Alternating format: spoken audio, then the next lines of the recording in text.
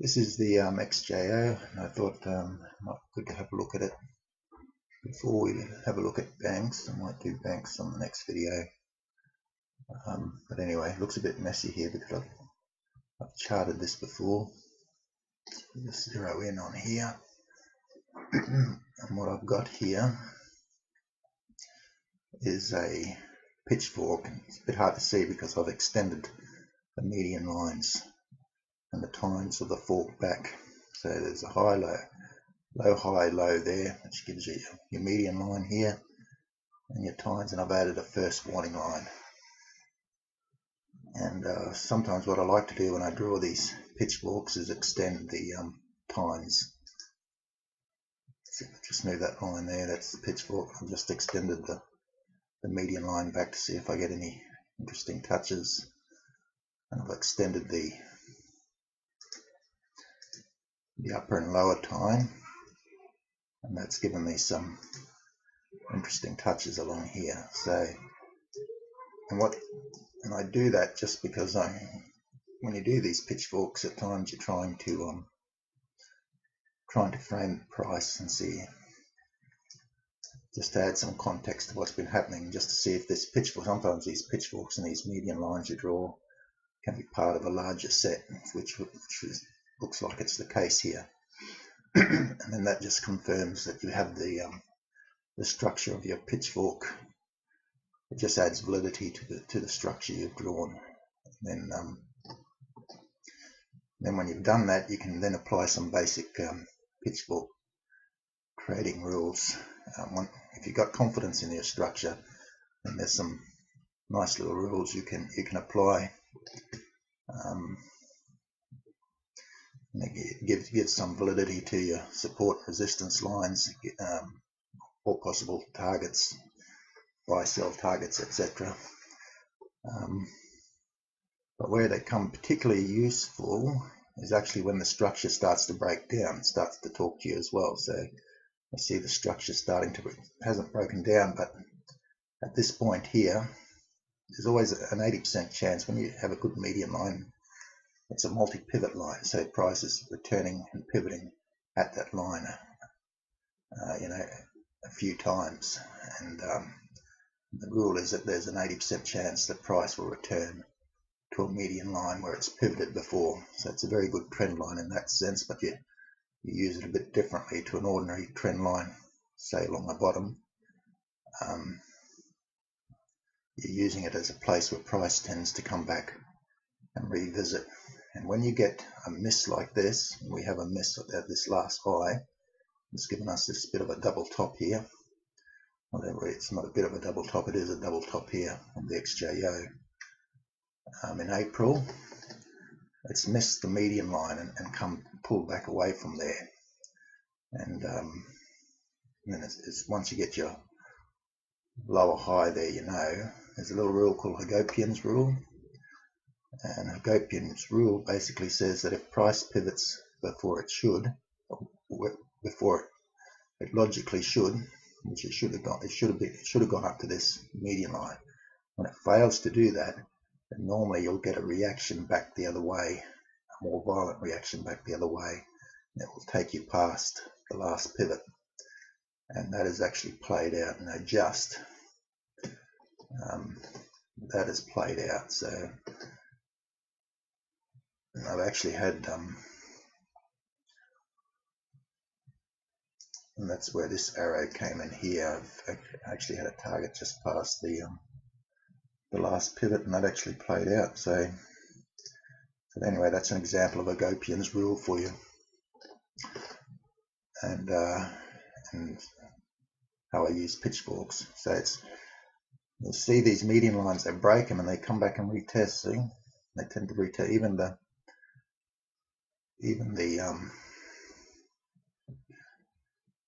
because the upper and lower tines act as a sort of a median line as well. And the rule is the upper tine tends to reject price and the lower tine tends to, both tines tend to repel price, and the median line tends to attract price. And when that doesn't happen and that breaks down, then that starts telling us something about the strength or weakness of the, in this case, the XJO. So what it's actually done, it's broken through support here.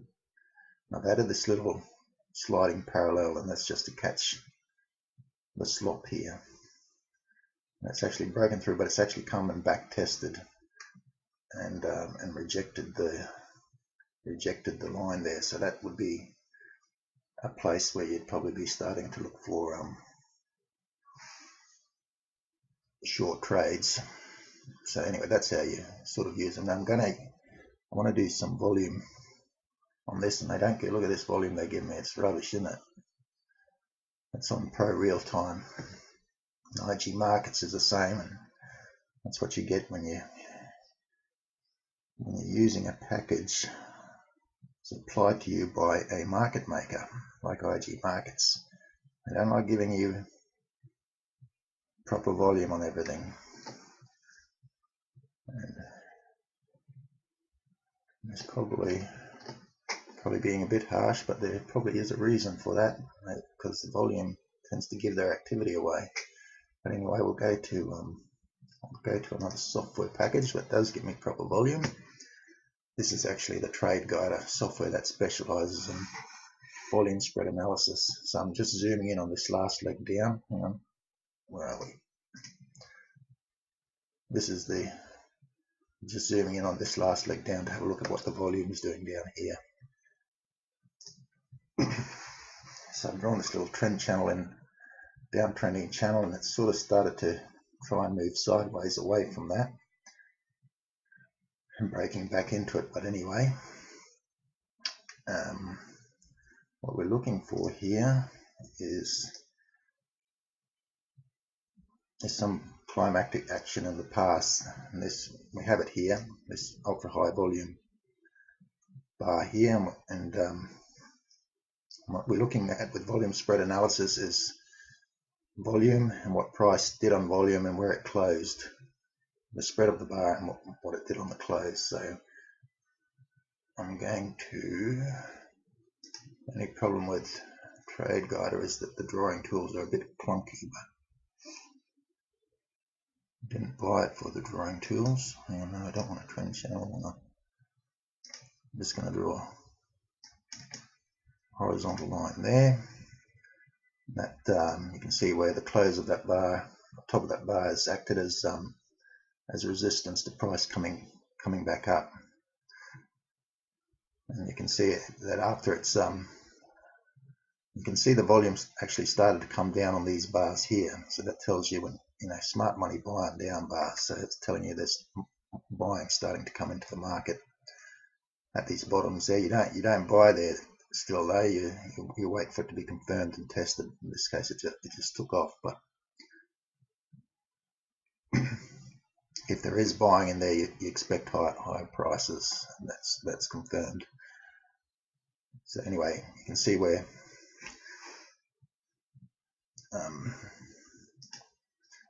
this looks like the Japan low.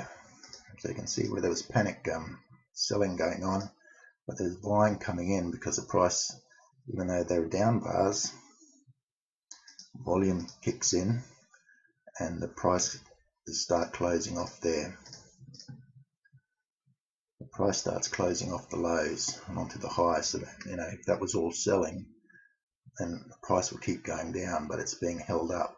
So then that there's the smart money are coming in and buying all that panic that's been happening in the market, and it's shifted the price up into this big up move here. Anyway, we can draw some support resistance lines there as well. And I probably can draw one on the bottom here. And we'll draw one at the top here, or the close here. So what we can see is its price has come back. It's rejected this high volume bar up here, and it's come down. And what's happened here to move this market up? Well, there's no real. We do have some. We have this ultra high volume bar. When we say ultra high volume, we're we mean in respect to the last 3 bars and to the bars around it. So we do have some volume kick here. It's a down bar closing on its low, so we don't like those when they close right on their low. There could be buying in there, but we'll have to see what price does next. In this case, there was a little bit of buying, and price closes off its low and a bit higher. It goes lower again still, but it's on less volume than before, so that tells you here that the selling is starting to get is decreasing, even though it's gone down. Then we get a little start of a 2-bar reversal where the price has a bit of a kick up there, and that's in response to no supply. If there's no supply in the market, markets move on on high supply or high demand, drives markets up and down. But what also drives them is very low supply and very low demand will also drive the market. Because if there's very low supply, it means there's very low selling pressure, and price just has to takes the path of least resistance, which is up. And that's sort of what it's done there. It hasn't been, so we had the buying starting here. The selling pressure then comes off, it goes up. That's a weak bar closing off its low. That's knocked it back down. But again, we have low supply at this low here. So there's low, very little selling, and that's moved it up again until we've approached this resistance line there. We start getting no demand bars, and a no demand bar is an up bar on the lowest volume in 3 bars, and an up bar is a bar that closes higher than the previous close. Not as most software packages have it, is not a, they have an up bar as a bar that's closed higher than the open. We don't use the open in this sort of analysis, we just use a close. So an up bar is a bar that's closed higher, and a down bar is a bar that's closed lower than the previous close. So when we see an up bar on very low volume like that, that's a no demand. That means there's no interest in the market going up. And this is, it's just this, and it's like when you see these, it's like watching a car going up the hill without the accelerator being depressed, I think is the example used in the book Master the Markets, which is in my SIG. And you'd be very skeptical now that this market can go any higher. And it does come back on low demand, on low supply. So, but generally speaking, there's no interest in the market going up at this level. It does pop up here, so that starts looking promising, but they're just tricking you. Get this reversal happening. That's knocked it down. So we'll have a look at the last few bars. We've got a big widespread bar down here, a little closing right on the low, so it's not good. That tries to support. It's the highest volume in 3 bars, so there's possibly some buying in there, and that's confirmed by price going up the next day. But it's not price closes higher the next day, but it's not enough. It's not. It's tried to support there, but it's kept falling. Now the bars are starting to close off their lows, so it's trying to support. It's trying to pull up as it comes to these other lows. Look, it's hit these the lows down here now, so it's sitting right on there. So we're at an important support level, because this is we're approaching new territory now for a little while. So it's pulled up, the spread of the bar has gone narrow, so it's which is good, but there's no real sign of a lot of enthusiasm coming in. We don't see one of these bars, these big ultra high volume bars at the bottom that's moved the market up. We've got compression coming down, so a narrow spread bar, and the volumes, it's not ultra low and it's not ultra high, it's just ultra normal. It's closing towards the high of the bar, narrow, so that's the positive thing about it, but there's nothing really saying that there's any enthusiasm coming in to buy that. You know, are smart money supporting this bottom here? Well, we don't know because we can't see that they're actually present in a big way in the volume. So will that support hold? Well, we don't really have anything to tell us that maybe it will, other than it did back over here. So it's not looking terribly promising. We could say, well, that's support line, so it must hold, but that's a wrong assumption to make. And, you know, the support lines break all the time. We are in a down move. It did try to move sideways, but we are still in a down move. So you'd be very wary now of what happens next. But anyway, that's the but it is compressing. The price is compressing as it's approached that support line. So maybe, you know, maybe we'll just have to see what happens next. But nothing really outstanding. If we started seeing these ultra high volume bars like over here coming in, we could say, well, look, there's something going on there. Well, but there's not a lot really happening at the support level. There's not a strong reaction to the support level, or a very low. I mean, even if we had a very low selling bar at that support level, that would be promising, more promising than what we have at the moment, which is there's no evidence. There's still supply present in the market. The selling hasn't dried up. There's no really slow volume bars like this, like these last two times. So there's still supply present in the market. It's compressed, so that hopefully might mean it'll go up, but the volume is not telling us that we should expect higher prices, or or telling us look out for higher prices. It's not telling us. It's just telling us the price is going down and there's still supply present. As much supply as there has been lately in the market, so we'll just have to see what happens next. We might look at the All Ordinary. That's the XJO, that's the S&P 200. I'll bring up the All Ordinaries and just see what we've got. This little, and this looks pretty much the same, doesn't it? Let's have a look. I'll just zoom in on this. Again, we have this downtrending channel here, and it's tried to break out of it and it's come back. Now this is a little bit more interesting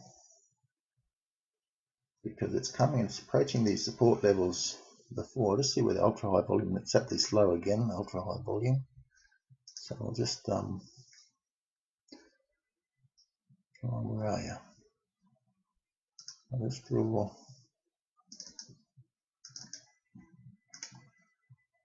Oh look, it's hit exactly on that ultra high volume bar at the top, resisted right there. And again, you get your no demand bars coming in at the top, and that's actually gone and visited the very top of that, or the close of this ultra high volume bar there. So that's just, you can see how these bars act as support and resistance areas even further down the track.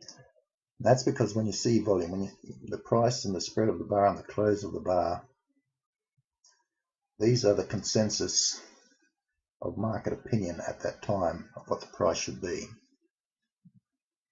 And so when you see a high volume bar, that's, you have a look at those as votes. There's more people voting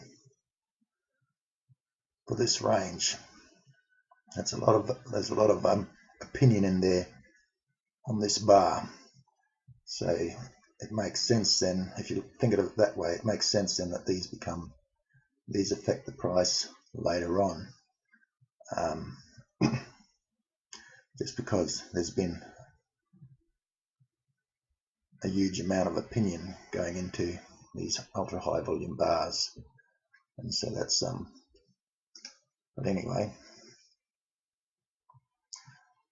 I'll just draw another line below it. So it's resisted this line, so that's not a good thing. It's you've got your no demand bar there, no supply, no activity basically at the top. It's no, you've got a no supply bar coming back down after the no demand bar. But I think that's telling you there's a lack of activity in this area. You get another no demand bar going up here, no demand going up, then it has a kick and stops right there at that bar, then comes back down. But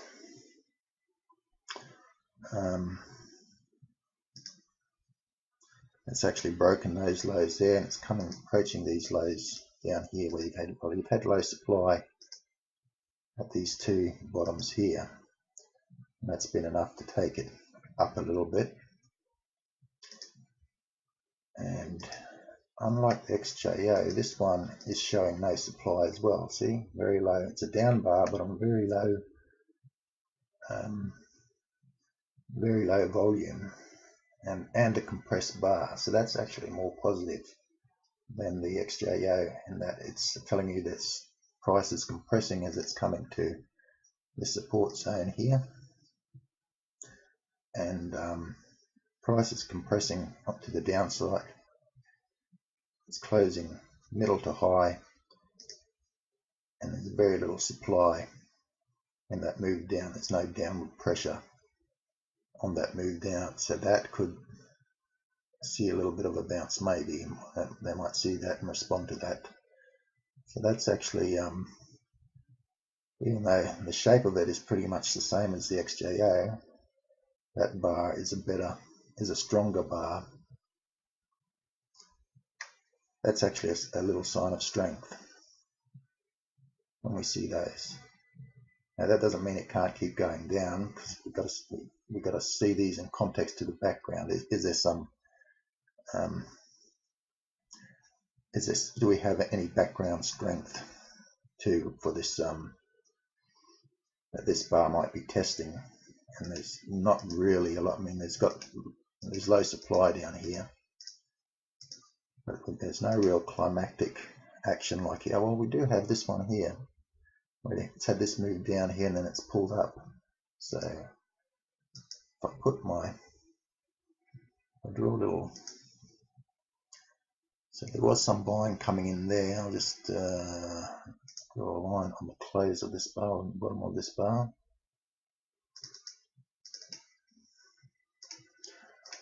Okay, and it's well, I've done one on the closing, but it's come into this zone where there was buying before, and then we know there's buying on this bar because it's, when the first bar was down on high volume, and the volume's increased, but the price is actually, even though it's gone down, it's closed slightly higher. It's been, the closes are starting to compress, so that's a little bit of buying coming in.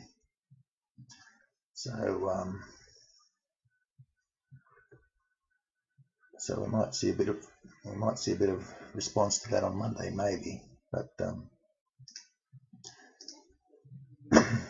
but you want to see these well above, and we want to see some higher lows, higher highs, and we like to see these. If this was on the top of this bar here, or to the high of this bar here, this really low supply, that would be really good. But at the moment, it just looks like it's trying to hang on to support. So, but that's a better looking bar than on the XJO. If you look on the XJO, it looks the same, but the volume is not the same. The volume's quite ordinary, while the all ordinary's volume is not ordinary. It's very low supply. I'm just gonna head up there. I might have a look at the small ordinaries. So we've got the and I just saw this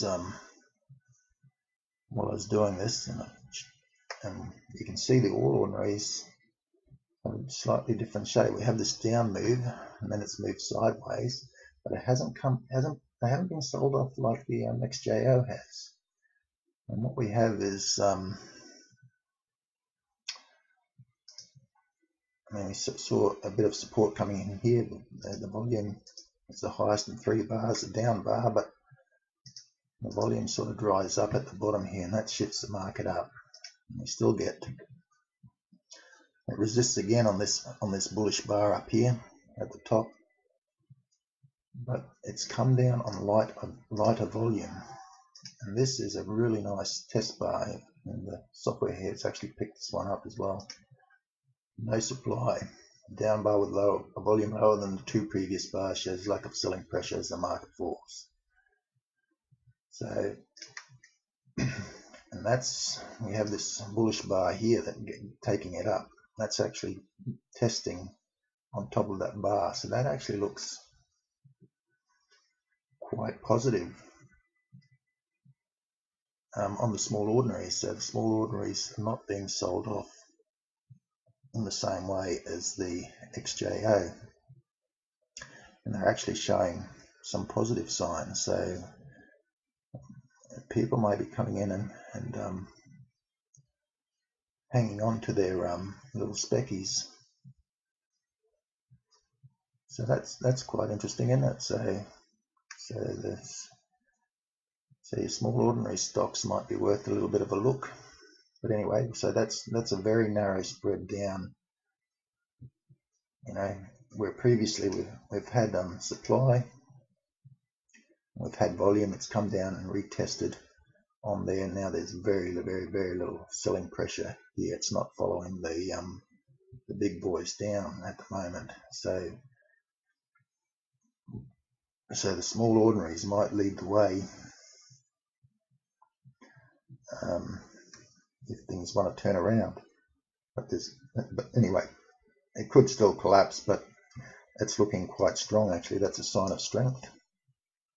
Even though it's come down and very low. There's very low selling pressure in the zone here, and we're in, and it's low selling pressure where we want to see low selling pressure, which is on top of a bullish bar like that. So yeah, but we do have our resistance there at the 2637 just above us. So yeah, so that's probably one to look out for. But still, look, we're still in a down, even though it's moved out of this downtrending line. It's we haven't really it hasn't really pivoted there to make a higher low, so we'll have to just see how that goes. To see if it can hold a higher low there. And that would be a very good sign. But at the moment, it's looking, it's showing a lot more promise than the XJO or the All Ordinaries in general. And but anyway, that's the XJO, the All Ordinaries, and the Small Ordinaries.